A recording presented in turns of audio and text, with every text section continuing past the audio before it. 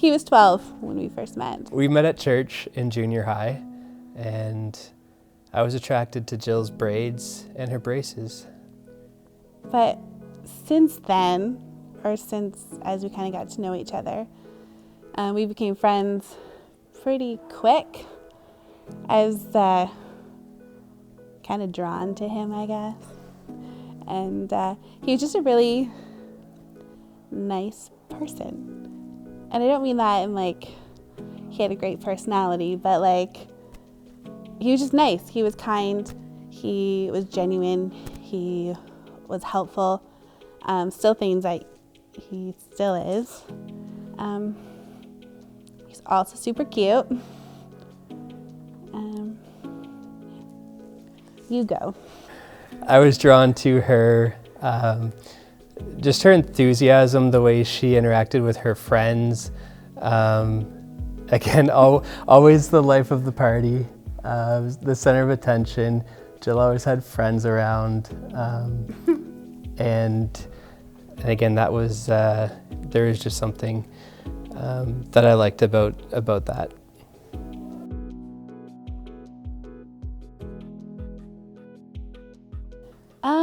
By the time we actually started dating, I knew we were gonna get married. I was just waiting for him to propose. But we spent a lot of time with each other's families. I feel like because we knew each other for so long, and we talked a lot on MSN those days. I feel like once we actually got to the dating part, we spent a lot of time with each other's families. Our college and career group, spent a lot of time with them. We still did stuff. We still did dinners and stuff, but I would say the majority of it was spent with our family, our church friends. Back in those days, we could go to restaurants, we could go to concerts. Get to know each other's family, especially if you're planning for marriage. Ask a lot of questions to the person you're dating, even just the little things. And then when you get married, keep dating. It's fun.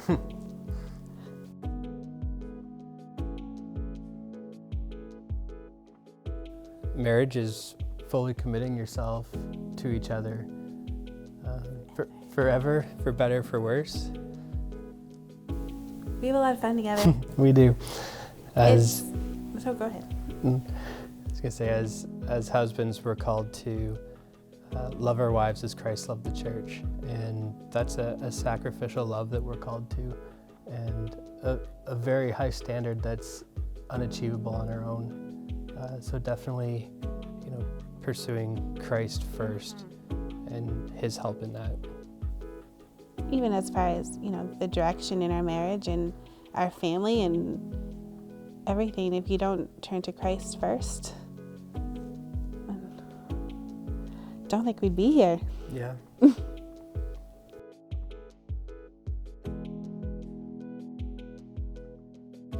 So ways we keep things fun, again, as Jill already alluded to, keep dating each other, right? So still making that time and amongst our busy days and weeks to just carve out time for each other. And I mean, we have a 9-year-old now.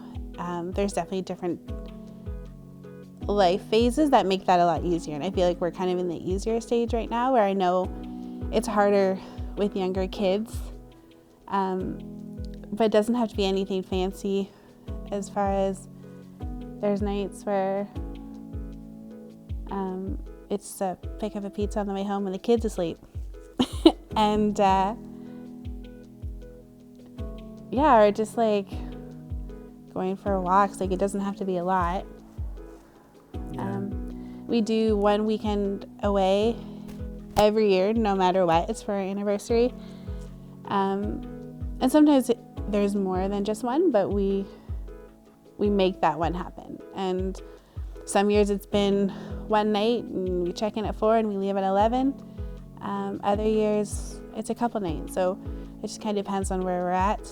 And again, as Carter's gotten older, that's changed so we can make that longer.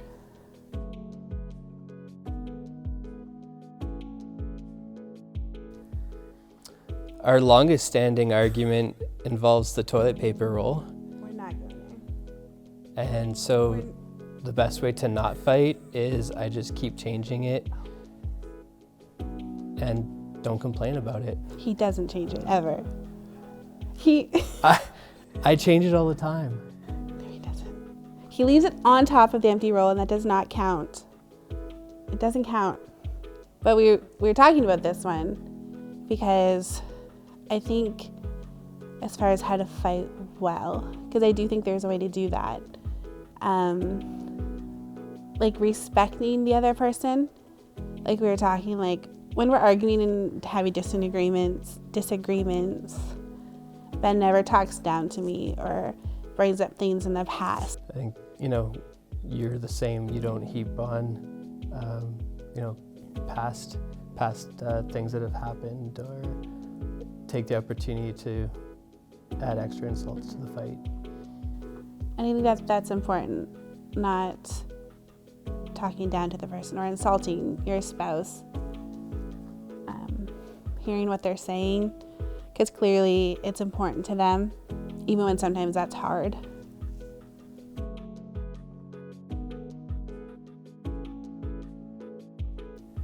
I remember back to our premarital counseling, and one of the things we were told, was marriage isn't two people giving 50% all the time. Marriage is two people giving 100% all the time.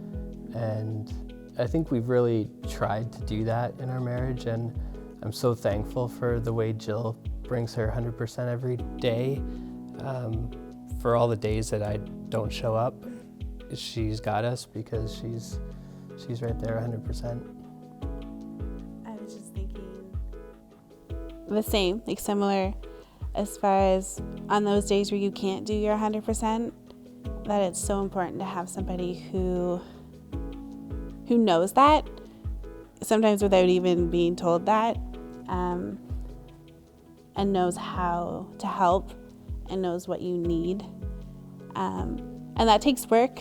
Like that takes, especially for somebody, a lot of people these days live together before they're married, so they know all that stuff. We didn't, so we jumped into it with, 2 feet, and we learned a lot along the way. And I think, again, that communication is so important, and being there for the other person, and sometimes laughing when there's absolutely nothing else you can do. There's been situations, and our child is normally involved in those, where you just have to laugh, because if you don't, you're not gonna get through the night. And so it's important to have that person with you to help you through that.